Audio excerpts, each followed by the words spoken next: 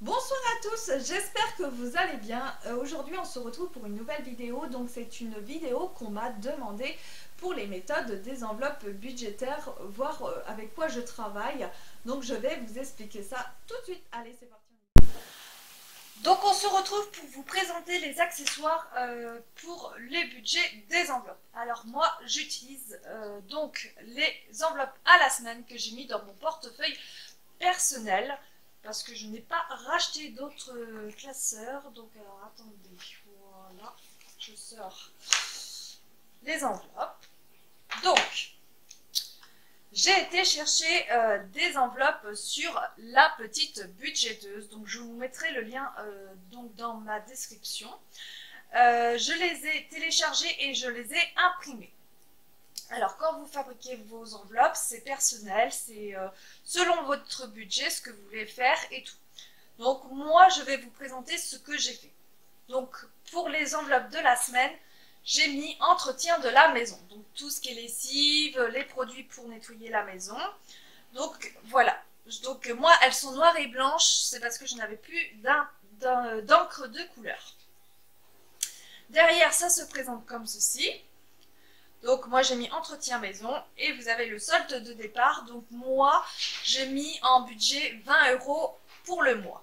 Donc là il n'y a rien puisque j'ai plus rien, donc j'ai tout dépensé. Mais quand je commence, je mets la date, je mets dépôt et je mets 20 € et le solde 20 €. Et quand je retire en fait, quand je vais faire mes courses, je déduis en fait de mes courses. Donc voilà. Ensuite, j'ai deux voitures, donc j'ai le gasoil de la Modus, c'est pareil, donc du coup j'avais prévu 40 € pour ce mois-ci, donc il faut savoir que moi j'ai commencé la méthode le 1er mai 2021, donc voilà. Donc pour le gasoil de la Modus, j'avais prévu 40 €. Il faut savoir que j'avais déjà mis 10 € avant d'avoir ma paye, donc du coup j'ai déduit les 10 € du solde. Donc il restait 40 € à mettre dans le modus. Donc le 3,05, j'ai mis 30,07 €, 7 centimes, et 10 €, donc qui faisait 40 € et 7 centimes.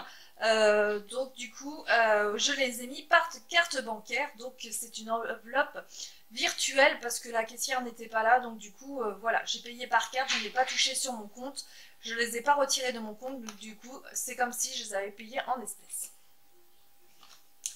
L'alimentaire de la semaine, donc du coup on avait prévu 75 par semaine. Voilà, donc là il reste plus rien puisque j'ai fait mes courses avant-hier.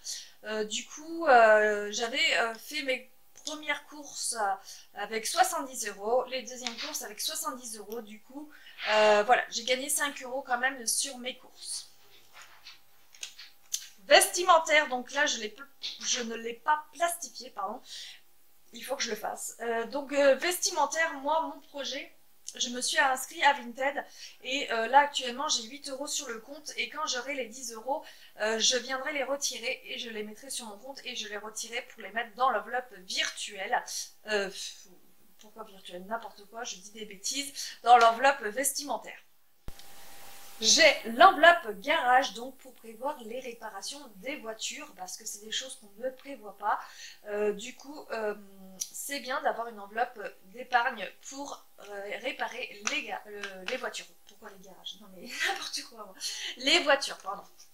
Donc c'est pareil, sur la petite budgéteuse, il y a déjà le tracker qui est derrière. Ensuite, j'ai prévu pour moi une enveloppe scolaire, donc tout ce qui est rentrée scolaire, les vêtements, bon, l'école comme moi, ils sont publics, pardon. Du coup, je ne paye pas l'école, mais je paye la cantine, donc du coup, ça me permettra de payer la cantine.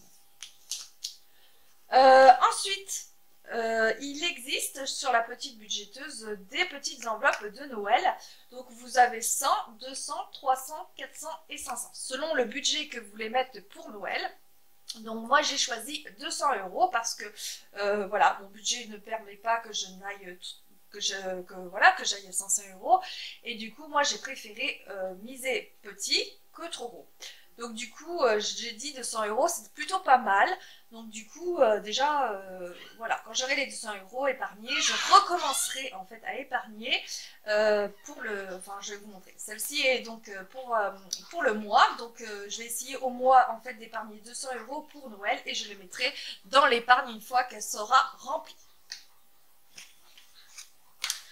Ensuite, j'ai choisi le fonds d'urgence. Donc, en cas de facture, vous avez une facture qui n'est pas passée sur votre compte. Du coup, ça permet, voilà, parce qu'il n'y a pas assez d'argent sur votre compte, ça permet de pouvoir payer la facture que vous devez. Ensuite, j'ai choisi une enveloppe animaux parce que moi j'ai des animaux. Donc, du coup, en budget, je me suis mis 40 €. C'est pareil, derrière c'est plastifié, j'ai fait les trous pour la mettre dans mon petit classeur. Donc là, vous voyez, j'ai plus rien puisque j'ai fait les courses pour le mois, donc du coup, j'ai plus rien. Donc quand je reçois mes sous, du coup, je retire la totalité, non, je fais en deux parties pour moi puisque moi j'ai deux paiements différés. Donc du coup, je coupe mon budget en deux et là, du coup, j'ai mis 40 € puisque voilà, c'était pour le mois. Donc j'ai mis les 40 € dedans. Et là, vu que j'ai tout dépensé, il n'y a plus rien. Ensuite, j'ai le gasoil de la Fiat. C'est pareil, j'avais prévu un budget de 50 € pour la Fiat. Donc j'avais 50 € pour chaque voiture. Donc je ne sais pas si ça va être bien pour moi ou pas selon mes trajets. Donc je vais voir. Je recorrigerai en fonction de mes dépenses. Donc du coup, le 9,05, j'ai payé en carte bancaire. Vous voyez, j'ai pas mis d'argent dedans. J'ai payé en carte bancaire, donc l'argent n'était pas retiré, donc il était toujours sur mon compte. Donc c'est comme si j'avais payé avec mon billet. J'ai mis 50 €, du coup il me reste 0 pour le budget gasoil.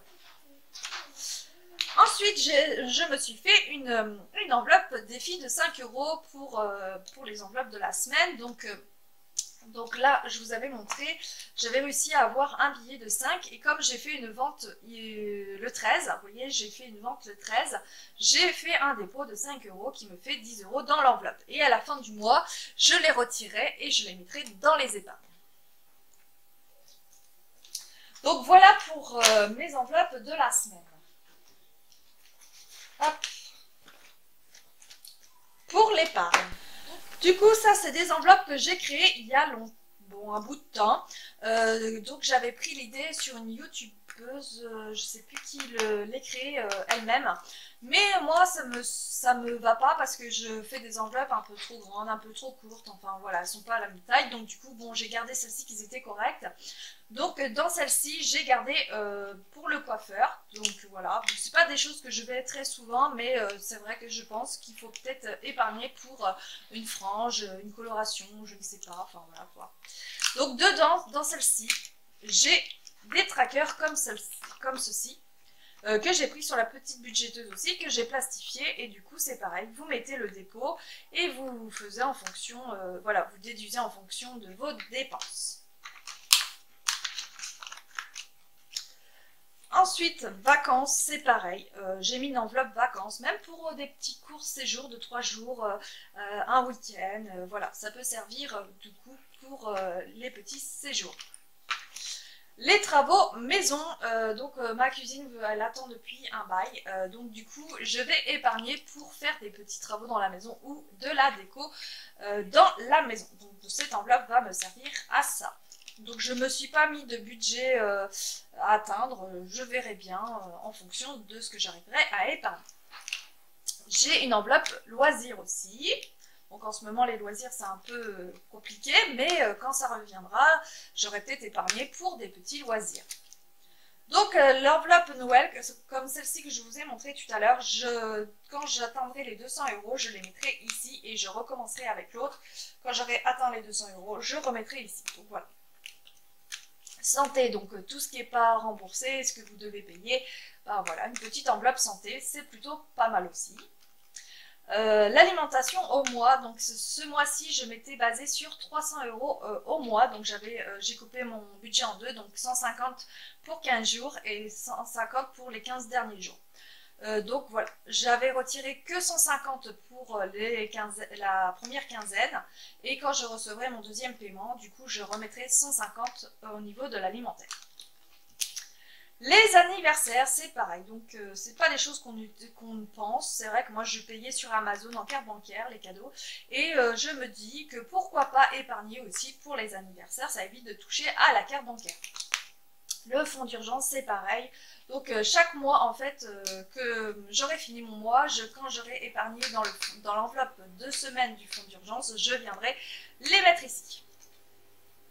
Et voilà pour mes enveloppes d'épargne. Après, c'est à vous de créer vos propres enveloppes selon vos besoins.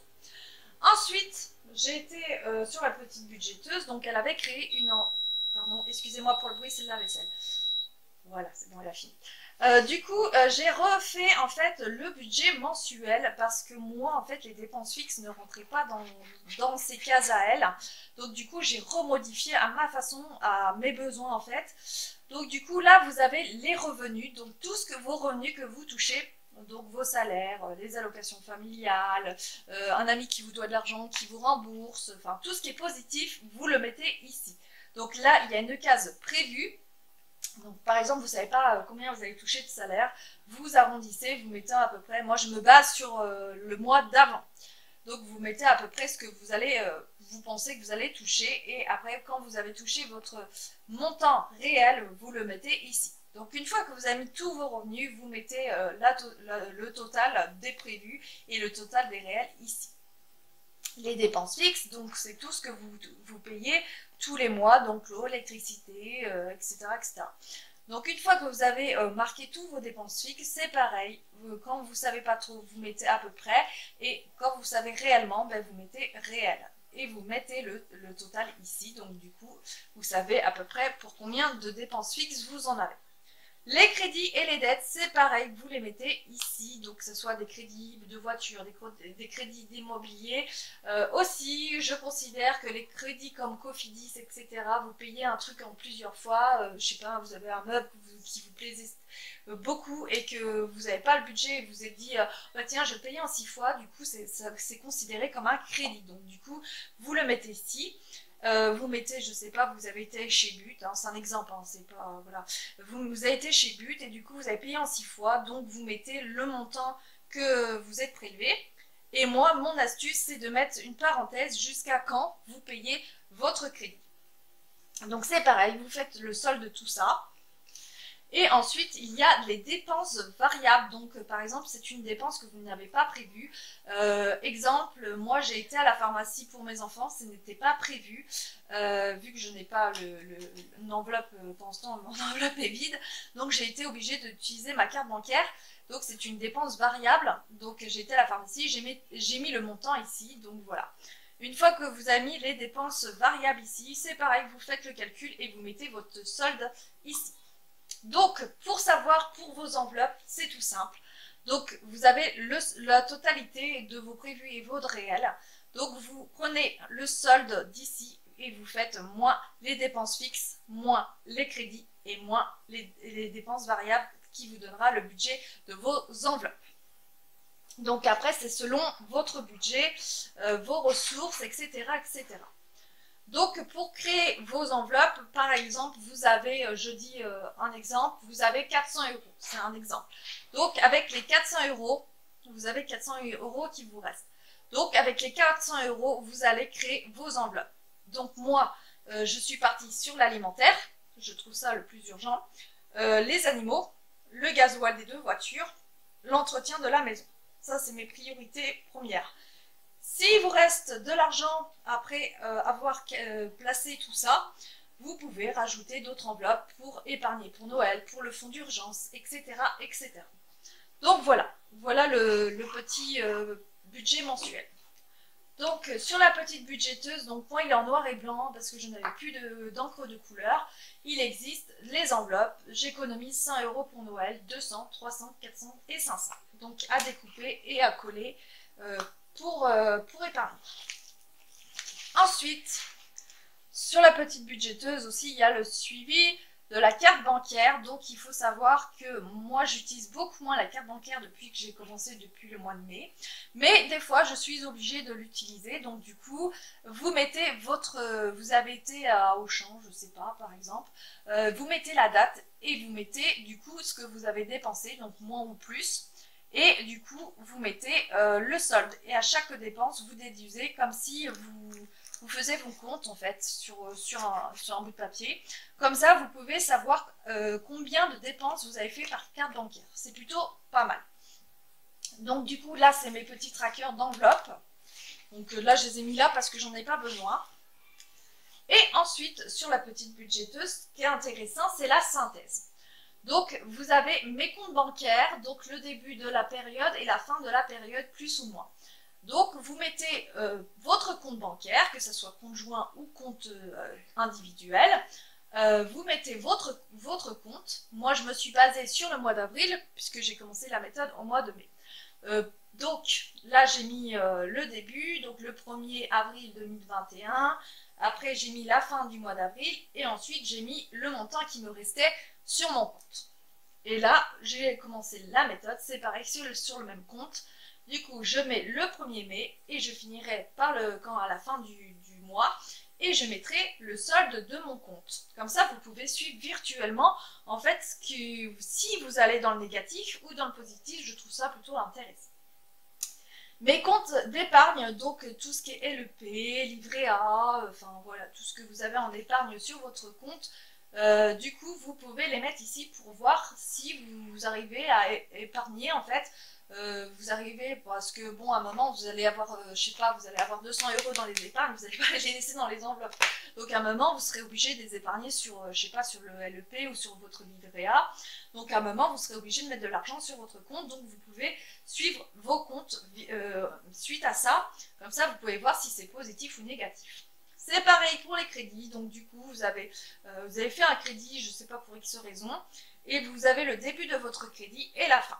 Donc comme ça, vous savez ce que vous avez à en rembourser ou pas. Ensuite, vous avez une petite tirelire à imprimer, objectif d'épargne. Alors moi, je me suis basée sur 1000 €. Hein. Vous choisissez le montant que vous avez envie d'épargner. Ça, c'est selon vos besoins, selon vous. Donc moi, pour l'instant, je suis à 0 puisque je commence juste la méthode. Donc du coup, on verra bien par la suite si j'arrive à épargner, si ma tirelire se remplit. Donc voilà, elle est à 0 pour l'instant. Donc vous mettez le montant ici, ou si vous mettez 20 € dans l'épargne, vous mettez 20 € et vous mettez la date et vous coloriez du coup la ligne où il y a le montant.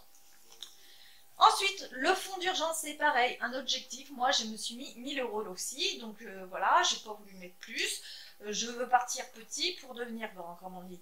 Donc vous avez la date et vous avez le montant. Donc une fois que votre ampoule est remplie, du coup, vous avez atteint votre objectif. Ensuite, il y a l'objectif financier. Alors ça, je ne m'en préoccupe pas pendant ce temps, puisque pendant ce temps, voilà, je me base que sur ça pour déjà bien me mettre à la méthode, déjà. Donc là, l'objectif financier, c'est à réaliser à l'année sur 2-5 ans, sur 5 ou 20 ans. Donc vous avez des projets. Et du coup, vous mettez un montant à estimer et l'échéance.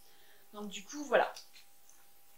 Donc voilà pour je cherche les mots, avec quoi je travaille pour les enveloppes budgétaires.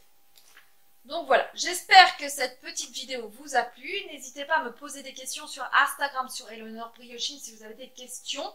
Et je vous invite aussi à les télécharger sur la petite budgéteuse, donc les enveloppes et tous les petites feuilles qui vous aidera à suivre votre projet. Donc en tout cas pour moi, j'ai commencé le 1er mai, nous sommes la 2e semaine, nous sommes le... nous sommes le 14 et aujourd'hui je vous ai dit que j'avais une trentaine d'euros, je ne sais plus exactement, d'épargner sur mon compte, enfin sur les enveloppes, pardon. Donc voilà, j'espère que ma vidéo vous a plu et si ma vidéo vous a plu, n'hésitez pas à liker, commenter et partager et je vous dis à très bientôt.